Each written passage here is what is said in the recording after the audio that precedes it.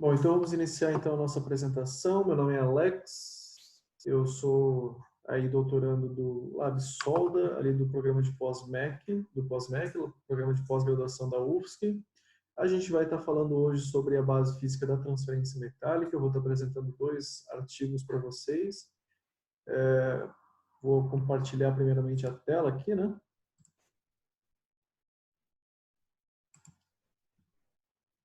Bom, quando a gente começa a falar sobre transferência metálica, a gente precisa entender os dois principais modos de transferência metálica: o por contato ou o voo livre. Quando a gente está trabalhando aí com correntes por contato, a gente está trabalhando normalmente com correntes mais baixas. Para voo livre, a gente já trabalha com correntes mais altas. O que separa o por contato do voo livre, né, os modos de transferência, seria a corrente de transição. E a corrente de transição ela vai depender de um conjunto de fatores, como, por exemplo, o diâmetro do eletrodo, do arame eletrodo, o material, o comprimento do arco, o gás de processo. Então, aí a gente tem um conjunto de fatores que vai influenciar aí na definição da corrente de transição.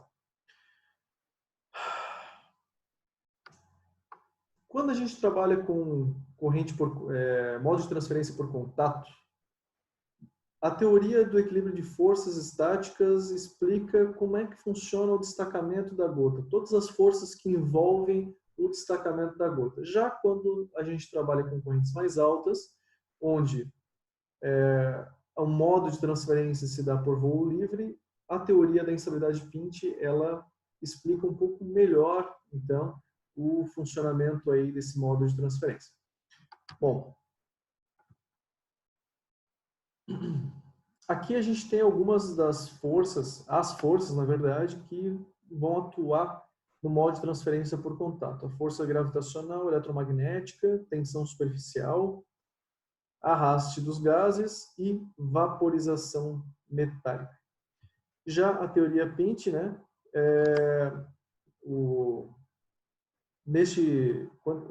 a teoria da instabilidade Pint, ela supera o efeito da tensão superficial com, na verdade, a força eletromagnética, a pressão exercida pela força eletromagnética na gota de material fundido. A gente vai entrar um pouco mais a fundo nessas duas teorias, né?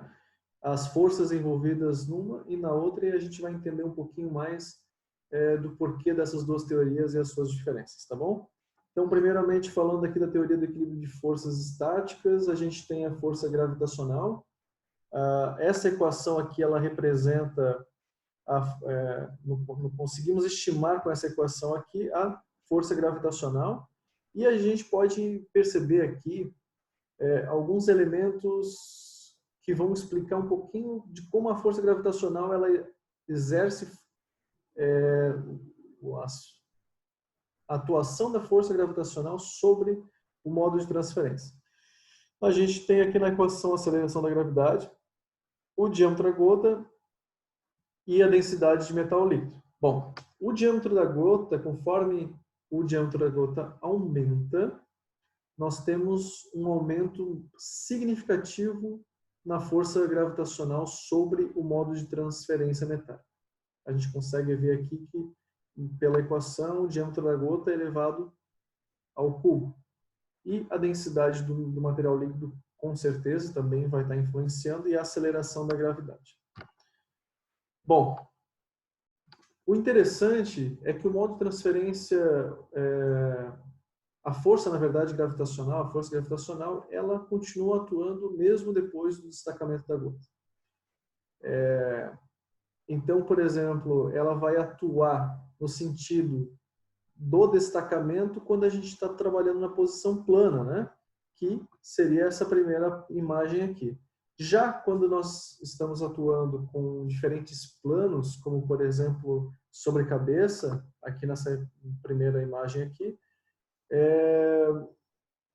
a força gravitacional ela atua no sentido contrário ao destacamento da gota, tá? Então, ela já não se torna uma força no sentido do destacamento, e sim no sentido contrário. A força eletromagnética. Bom, essa força eletromagnética aqui, ela não ela na verdade ela é desprezível quando a gente analisa o arame eletrodo no estado sólido. Porém, quando ele está no estado do líquido, ele vai acabar sofrendo algumas deformações. E a gente vai perceber que o arame eletrodo, na verdade, a gota, né, se formando no arame eletrodo, ele vai sofrer ações da força eletromagnética no sentido contra o destacamento e posteriormente no sentido do destacamento. Aqui a gente tem a gente tem a permeabilidade magnética, multiplicada aqui pela intensidade de fluxo do campo eletromagnético, vezes a densidade de corrente. Bom, se vocês não entenderam, claro, ficou um pouco confuso ainda como é que funciona a força eletromagnética sobre o material fundido na ponta do eletrodo, do arame eletrodo. Essa equação aqui, ela nos apresenta, então, a pressão devida à força eletromagnética. Bom, ela utiliza aqui a permeabilidade magnética, a posição do plano em que se está medindo e o raio do condutor. Bom, aqui a gente consegue perceber que quanto maior o raio da gota, menor a pressão. E quanto mais ao centro da gota, maior a pressão, devido à força eletromagnética.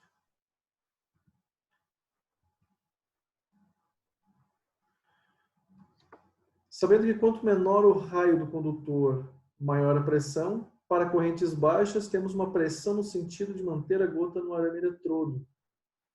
Isso a gente consegue ver na imagem da direita, na parte inferior, que a gente tem ali um menor diâmetro que está sofrendo uma ação da força eletromagnética no sentido contrário ao destacamento da gota. Enquanto para correntes maiores, a pressão é maior na parte superior da gota. Por quê? Porque na região superior da gota a gente tem um menor raio. E aí sim ocorre a pressão devido à força eletromagnética atua aí sim no destacamento da gota. Bom, o que acontece quando a gota está se destacando? Bom, quando a gota está se destacando, a gente tem o efeito pinch. Com a redução da seção transversal do acoplamento arame-gota, a densidade da corrente aumenta abruptamente, aumentando também o efeito da força eletromagnética, claro. Caso a corrente seja tamanha que o raio do ar supere o arame eletrodo, a força eletromagnética que antes era contra o destacamento da gota, agora ajuda no destacamento, aumentando a frequência de destacamento exponencialmente, mas vamos falar isso um pouquinho com mais detalhes quando a gente estiver falando da teoria da instabilidade Pinch, que é a próxima teoria, tá? Bom, tensão superficial, então, conforme o diâmetro da gota aumenta, a gente tem aqui duas estimativas. A força devida à tensão superficial e a força devida à gravidade. A força devida à gravidade, a gente já viu lá atrás que ela é elevada ao cubo pelo diâmetro da gota, então a gente tem um aumento muito mais exponencial, ao contrário da força devido à tensão superficial, que é linear. Então, a partir de um diâmetro da gota, aqui representado de aproximadamente 0,7 centímetros, né? Mas isso depende do material, depende de várias ações, de vários fenômenos físicos, a gente já viu isso. Mas o que interessa aqui para nós nesse gráfico é o diâmetro crítico. É o momento em que a força gravitacional vence a tensão superficial da gota. Tá? Isso se dá, na verdade, a gente até vai falar um pouquinho mais para frente nos artigos, né, que a gente vai analisar, mas a tensão superficial ela tende a fazer com que o material em estado líquido assuma a forma de menor tensão superficial, menor área superficial, que seria, no caso, uma gota, né? Mas isso a gente vai ver com um pouco mais de detalhes, mais imagens, um pouco mais para frente. Bom, agora falando de força de arraste, né? Originada pelo jato de plasma em contato com a gotas, a gente já ouviu isso na última apresentação do nosso colega, né? Ele forma-se vórtice embaixo da gota. Olha que interessante. O qual ajuda a destacar a gota. Então, esses vórtices que estão representados aqui na parte inferior, eles ajudam, num primeiro momento, a destacar a gota. Bom, num segundo momento, quando a gota é destacada de forma similar à força gravitacional, a força de arraste continua agindo na gota, mesmo depois do destacamento. E na região superior da gota, a gente pode visualizar a formação, então, de um vórtice de menor intensidade, mas ali a gente tem uma formação de um conglomerado de vórtices, né? Que fazem uma pressão, uma força, no sentido contrário ao destacamento da gota, né? Na verdade, agora a gente não precisa nem falar em destacamento, é o sentido do qual foi destacada a gota. Agora, então, a última força dessa teoria, né? Teoria do equilíbrio de forças estáticas, a força de reação por vaporização. E essa força aqui a gente vai analisar bastante no segundo artigo que eu vou apresentar. Então, a força de reação por vaporização se aplica quando o acoplamento do arco se dá na calota inferior da gota. Então, o acoplamento do arco está ali na parte inferior da gota, né, que a gente está chamando de calota inferior, né? Os vapores oriundos da vaporização dos metais a altíssimas temperaturas no centro do arco exercem uma pressão no sentido de evitar o destacamento da gota.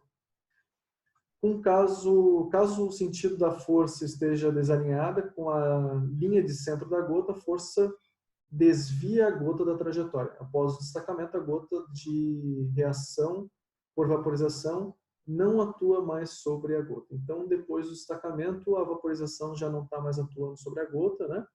Mas a gente vai ver aí que o porquê, né, desse movimento com um braço de alavanca que tira de centro, na verdade, tira de centro essa gota e pode acabar arremessando ela para longe, né, formando respingos no nosso processo aí.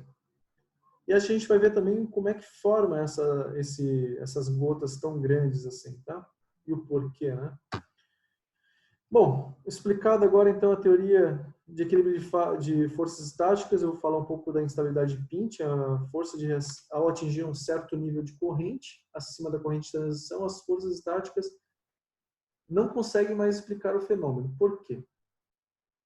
Para a teoria da força gravitacional, força de arraste e força de vaporização são desprezíveis perante, aqui, a força eletromagnética. Tá? O material líquido toma uma forma cilíndrica quando ele começa a entrar no estado fluido, tamanha a pressão da força eletromagnética, né?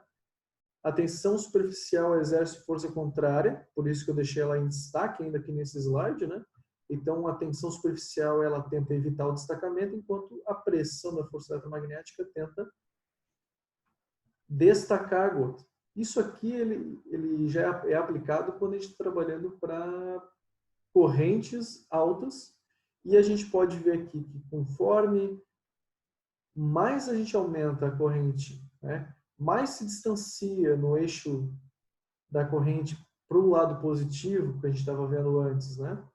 A gente tem uma transferência um pouquinho alterada. Aqui a gente pode ver o modo de transferência que quando a gente está apenas 10% acima da corrente de transição, 40% acima, com corrente 40% acima da corrente de transição, né? A gente pode ver que acontece pequenos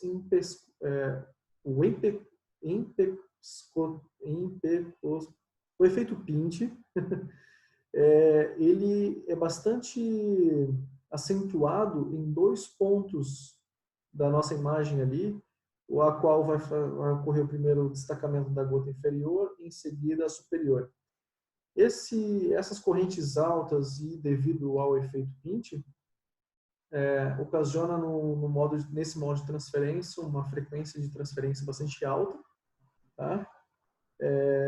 Ao contrário de, por exemplo, uma transferência por contato, ou algumas outras que a gente vai acabar vendo um pouquinho mais para frente. Bom, explicada então a teoria de instabilidade de Pinch, a gente vai visualizar aqui nesse vídeo um exemplo simples, né? Esse vídeo foi feito no LabSolda, ele apresenta para nós um exemplo de modo de transferência por voo livre. Já aqui nós temos então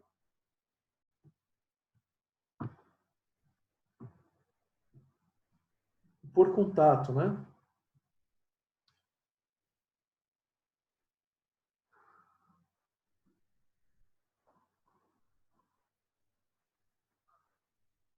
Bom, vocês podem ter percebido pelos 2 vídeos que por contato a gente acaba acarretando aí nesse exemplo grande quantidade de respingo.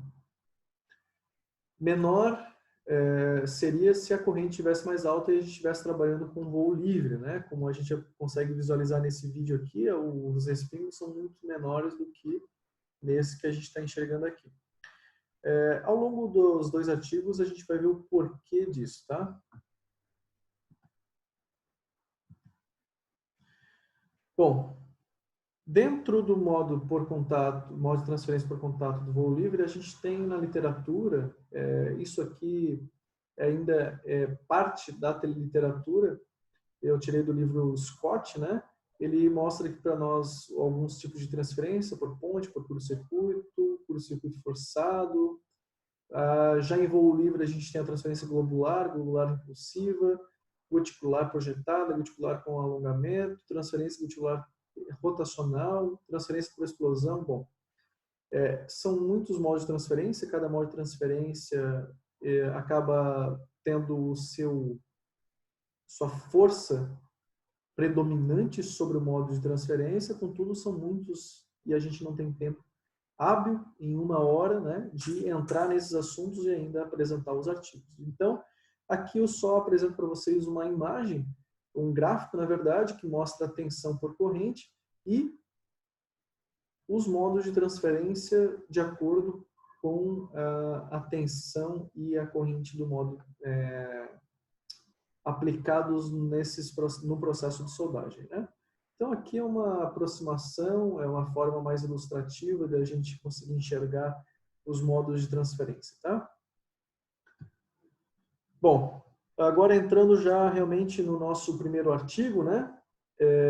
Ele vai estar trabalhando aqui com o que ele chama de one drop per pulse, né? Um modo de uma gota por pulso. É um modo de transferência metálica que utiliza baixa corrente média, né? Além de uma geração estável de gota e reduz também os respingos. Porém, alguns parâmetros são fundamentais para que esse processo ele funcione de forma correta, tá?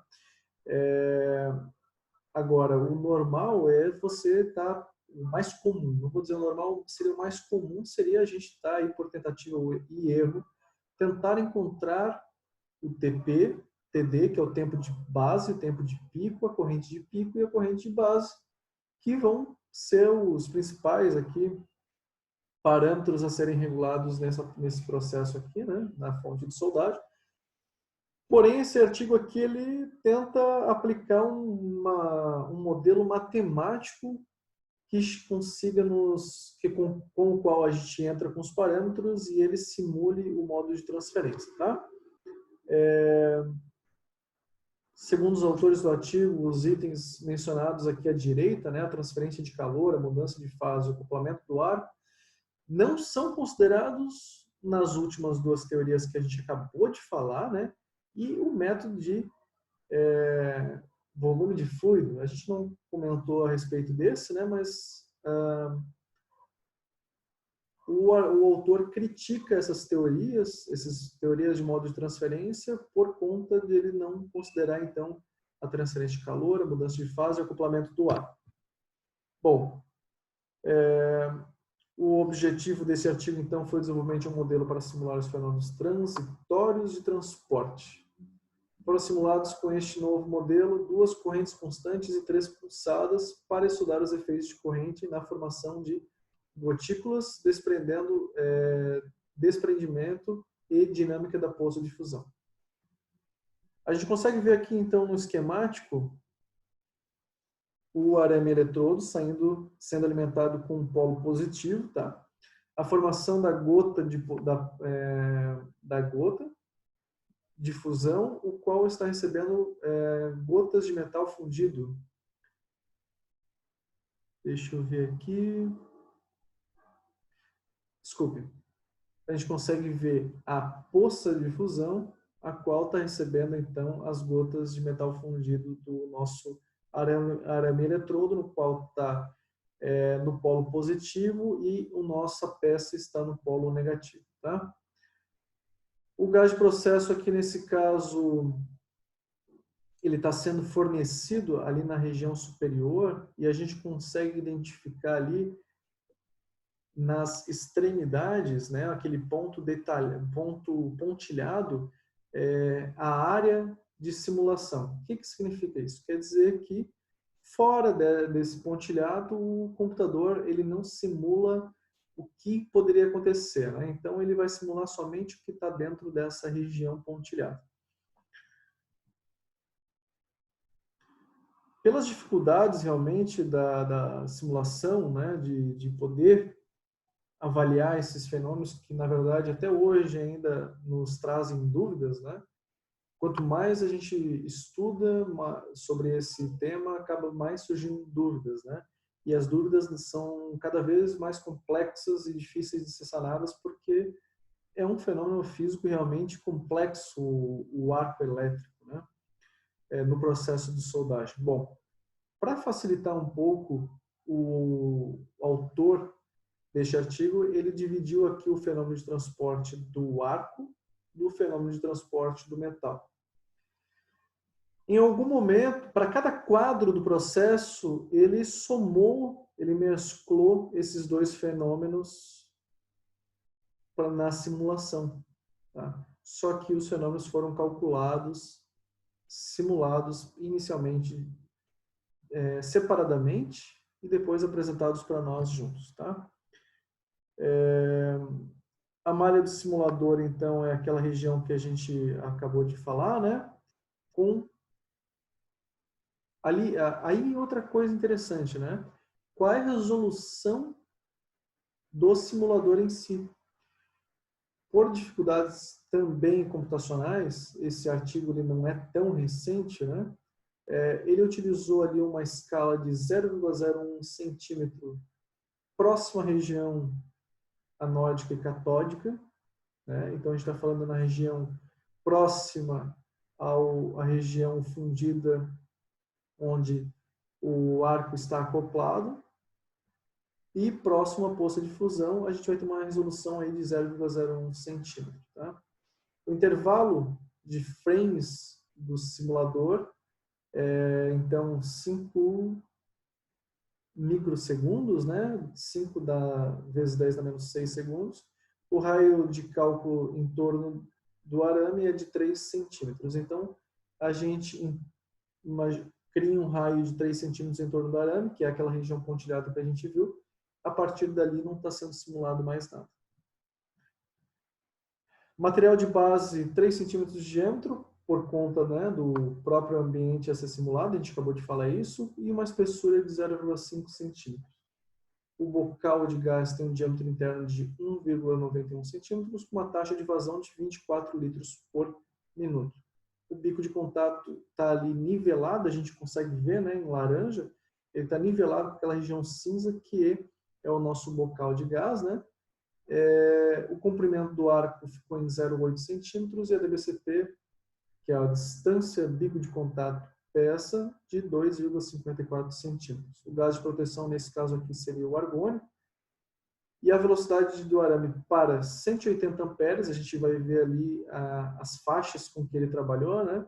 Mas quando a gente trabalha com 280 amperes, foi de 7 centímetros por segundo, e todos os outros testes ficou em 4 centímetros por segundo. Foi utilizado, então, corrente constante. A gente já falou que são dois testes, né, para corrente constante, 175 amperes e 280 amperes.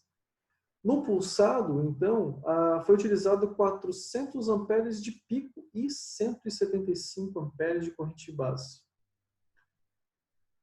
O que foi alterado, então, foi o tempo do pico, o tempo do pulso, na verdade, né? Então, o tempo do pulso ele foi alterado nesses três modos para que a gente avaliasse o efeito dessa variação do tempo de pulso, né? Bom, a sequência de imagens da esquerda apresenta a distribuição de temperatura para 175 amperes, o da direita para 280 amperes. Quando a gente fala ali da esquerda 175 amperes, a gota se destacou em uma frequência baixa, menor de 5, menos que 5 Hz, formando gotas de até 3,2 milímetros. O destacamento ocorre predominantemente pelas forças de gravidade e tensão superficial, de acordo com o autor. Para 280 amperes, o efeito Pinch é predominante, né? A gente falou isso um pouco já no momento anterior, né? Então, isso proporciona um arco com temperaturas maiores, frequências de destacamento de 90 Hz, gotas com diâmetro de 1,4 milímetros. O formato côncavo, a gente pode ver aqui na região inferior, um formato côncavo da poça. Ele se formou no arco, então, de 280 amperes, tá? O resultado disso, o efeito, então, da corrente alta, a gente pode ver aqui no próprio formato da poça. Bom, a gota atinge a peça com velocidade de 40 centímetros por segundo quando trabalhado com 175 amperes, tá? Isso a gente ainda em corrente constante. Ainda em corrente constante, quando a gente trabalha com 280 amperes, a velocidade com que a gota atinge a poça é de 110 centímetros por segundo. Para ainda 280 amperes, a poça de fusão é mais profunda, contudo a zona termicamente afetada é maior. O processo pulsado pode atingir uma penetração profunda com corrente média inferior. Na imagem C, a última da direita aqui, com frequência de pulso de 20 Hz, a penetração da poça de fusão é maior do que quando é comparado com 175 amperes, que é a primeira imagem da esquerda. O formato da poça de fusão está muito relacionado ao tamanho da poça, né? O formato da poça de fusão está muito relacionado ao tamanho da gota, velocidade e frequência, os quais podem ser controlados no modo pulsado, né? Já não no modo constante. Bom, aqui a gente consegue ver o efeito do destacamento da gota quando a gente está trabalhando com um pico de... Aqui a gente está trabalhando com um pico de 5 milissegundos. Tá? A gente tem um pico, então, de 5 milissegundos no momento 45, está demarcado em cima ali do arame. Eu tenho o início do pulso, nesse momento eu tenho apenas uma formação de uma gota, né, que está sendo sustentada no arame por alguns fenômenos que a gente já viu, né? Principalmente aqui o de maior destaque seria a tensão superficial. Contudo, quando eu elevo a corrente para 400 amperes, eu tenho uma força é uma pressão devido à força eletromagnética bastante pronunciada, e 7 milissegundos depois a gente tem o destacamento da gota. Aqui, nesse caso, utilizando essa configuração, o diâmetro das gotas, na média, ficou em 1,9 milímetros. Tá? Aqui na primeira imagem da esquerda superior, a gente tem, então, a primeira gota. Na imagem de baixo, na esquerda, embaixo ainda, a gente tem o destacamento já da segunda gota. Então, são 2 períodos. E a gente pode ver que é contínuo, né? Para cada período, para cada pulso, a gente está tendo uma gota. Aqui, o efeito Pinch é predominante nessa situação, né? O momento ali 45 a gente já falou. A força eletromagnética é de 10 na 6 newtons por metro cúbico, podendo ser o formato da gota, podendo ver o formato da gota a qual é mantida do arame predominante pela tensão superficial. Então, naquele primeiro momento eu comentei que a tensão superficial é predominante, e quando eu tenho o efeito, eu tenho aí o aumento da corrente, a força eletromagnética sobe para 10 na 7 newtons por metro cúbico. Tá? Antes era 10 na 6, agora a gente está trabalhando já com 10 na 7 newtons por metro cúbico. Então, aumenta muito a força eletromagnética. No ponto 48 milissegundos, podemos ver que começa o empescoçamento, as forças começam a atuar acarretando o efeito Pinch, né, que a gente já falou, conforme a seção transversal da região do empescoçamento, a região onde está reduzindo a área da seção transversal, a gente tem, então, uma maior densidade de corrente e uma maior, consequentemente, ação da força eletromagnética nesse ponto.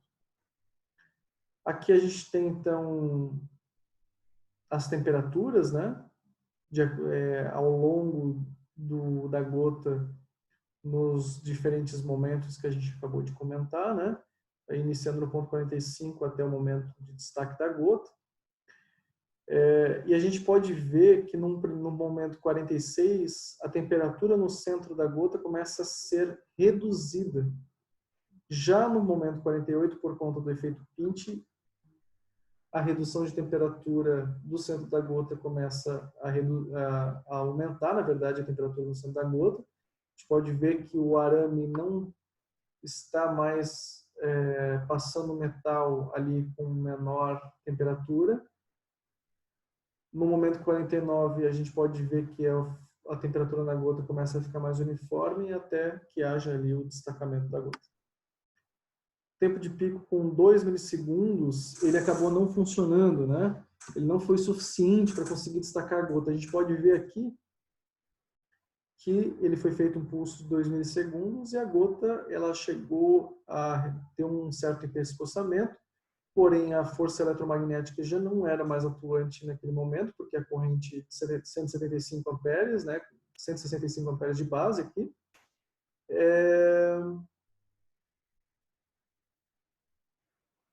deixou de estar atuando, então, aplicando uma força eletromagnética predominante no processo. A tensão superficial se tornou, então, após o momento ali do pulso, a força predominante, impedindo que houvesse aí um destacamento da gota. Aqui, já com corrente, com 10 milissegundos de pico, a gente não tem somente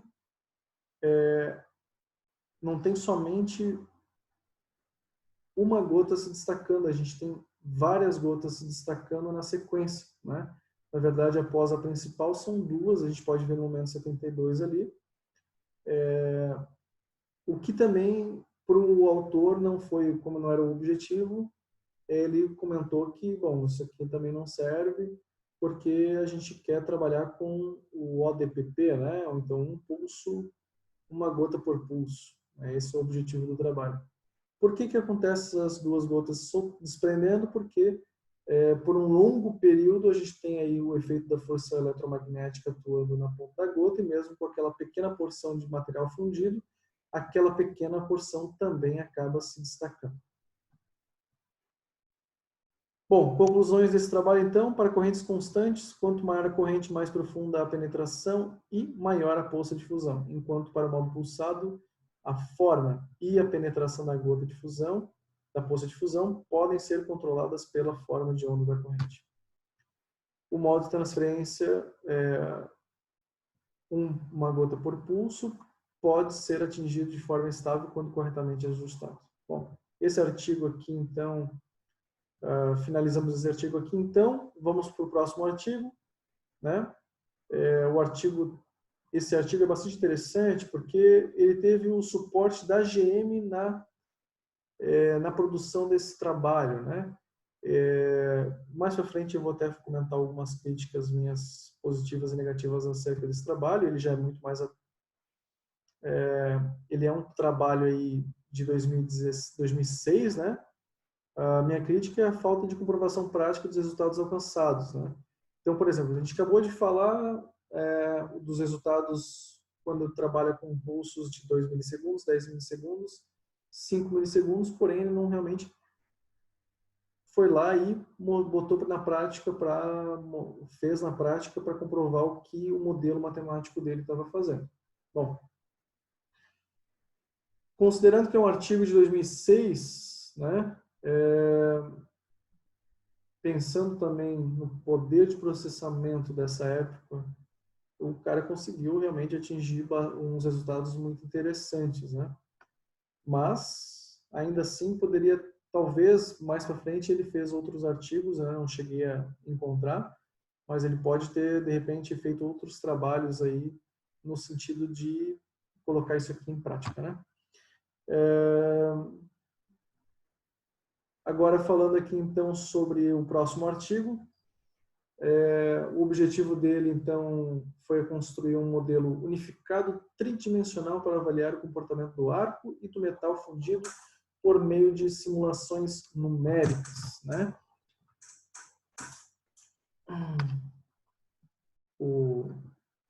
Numa tradução livre, né? O título do artigo é Visualização do plasma do arco e do comportamento do arame fundido no processo de soldagem a arco do CO2 por simulação numérica tridimensional. Bom, aqui a nossa região de simulação já é muito maior do que a que a gente estava vendo antes, né? 10 centímetros por 15 centímetros por 20 centímetros. Então a gente tem uma região bastante grande aí, né? Comparado ao que a gente estava vendo antes.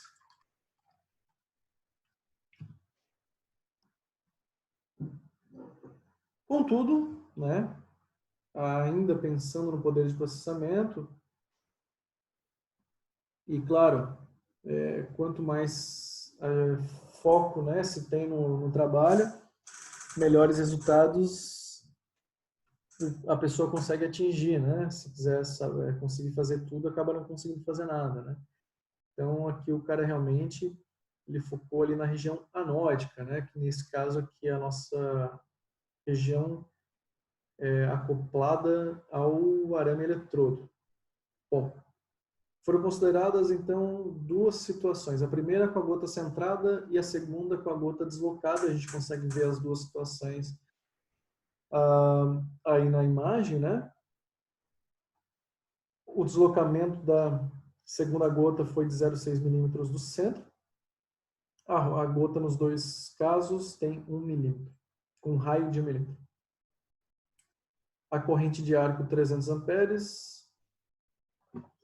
E como a gente pode ver, inclusive, nessa imagem, né, o material de base ali não tem nada se formando. Então, a partir dali foi desprezado, né? Temperatura e concentração de vapor metálico, gota centrada. A gente consegue, aqui então, no caso da gota centrada, a gente consegue ver a concentração de vapor no lado direito e a temperatura no lado esquerdo. Bom, essa situação apresenta o momento de 100 milissegundos após o estado inicial do processo. Tá? Sendo que a taxa de alimentação do arame é de 10 metros por minuto. Quando a gota é simétrica, a temperatura do centro, a gente consegue ver ali, do arco é menor, né? Quando comparado com o que a gente vai ver a seguir, quando a gota está deslocada. Por que que isso acontece? Porque o centro do arco está preenchido com vapor metálico. Aqui a gente consegue ver a gota deslocada. O vapor metálico na região inferior, aqui a gente consegue ver essa região aqui mais, um verde mais escuro, o vapor metálico, por conta do fato, né, do vapor metálico não estar centrado, então a temperatura central do arco ali consegue atingir temperaturas maiores, né? Bom, aqui a gente consegue ver a densidade de corrente, né, para as duas situações, centrada à esquerda, deslocada na direita. A densidade de corrente depende da distribuição de temperatura. Podemos ver a distribuição uniforme na gota simétrica e já na gota não simétrica podemos ver a concentração de corrente onde a temperatura é maior, né? A gente pode ver aqui nesse ponto. Bom, para comprovar o que foi simulado então, por isso eu acho esse artigo aqui um pouco mais aprofundado, né? Ele fez um experimento prático, porém a produção da gota simétrica ele não conseguiu chegar numa gota simétrica para poder filmar. Foi utilizado 3 câmeras simultaneamente e para conseguir fazer essa captura foi feito então um gatilho eletrônico, né?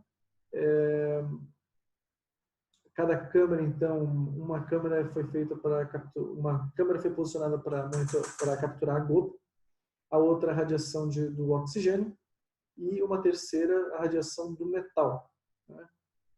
Cada uma com um filtro passa-banda diferente. A gente consegue ver aqui a visão de cima e a visão lateral do aparato, né?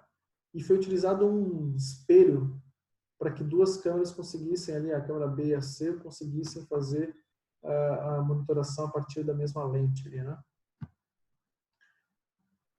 Aqui algumas condições também do experimento: corrente de arco, né? Tensão, o gás de proteção.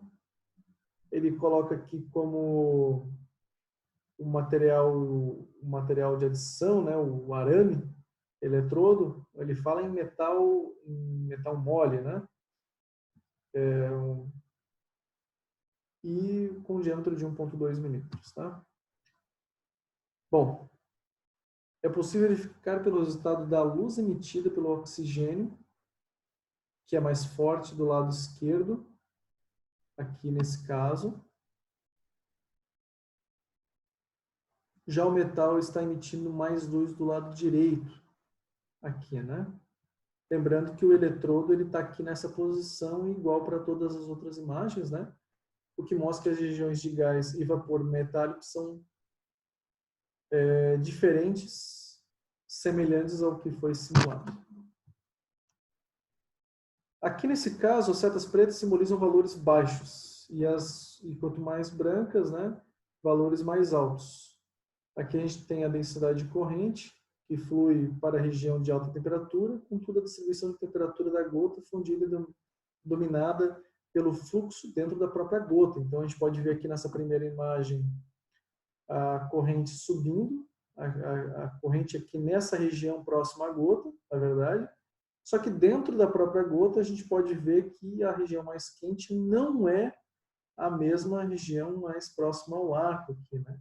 Então o fluxo da gota predomina aqui com temperaturas diferentes aqui em regiões diferentes do que a gente tem aqui no ar.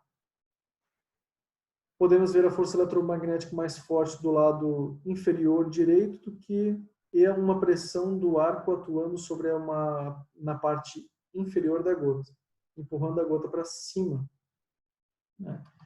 A gente tem aqui as forças eletromagnéticas e a pressão do arco mais forte aqui nessa região embaixo, lembrando que as setas pretas são de menores valor e quanto mais claro, maior valor. A velocidade na área de alta temperatura é alta porque a corrente se concentra nessa área e a sua direção é em direção à corrente de baixa temperatura. O valor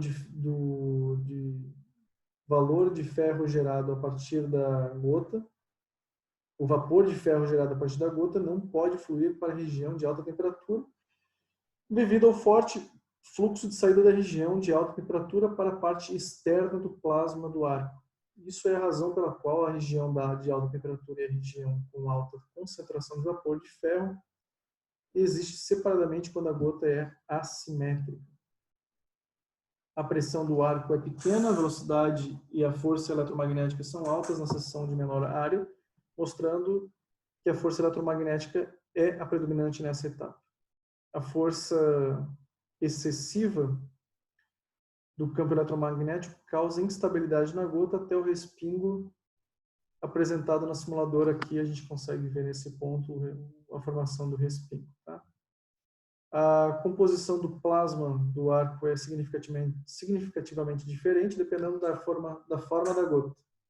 Se a gota tiver uma forma simétrica, a temperatura geral do plasma do arco é reduzida e o vapor de ferro preenche o centro do arco do plasma. No entanto, se a forma da gota for assimétrica, a região de alta temperatura e a região com alto vapor de ferro, concentração são separadas. Isso a gente consegue ver aqui nessa imagem, né? Outra conclusão desse trabalho foi que a corrente se concentra na região de alta temperatura, no caso assimétrico, e a entrada de calor na gota também se concentra na mesma região. Mas a temperatura da gota não é mais alta na área devido ao fluxo dentro da gota. A velocidade da região de alta temperatura é muito alta por causa da corrente concentrada. O vapor de ferro gerado a partir da gota não pode fluir para a região de alta temperatura devido a esse forte fluxo. Essa é a razão pela qual pela qual a região de alta temperatura e a região de vapor de ferro de alta concentração existem separadamente em localizações separadas, né?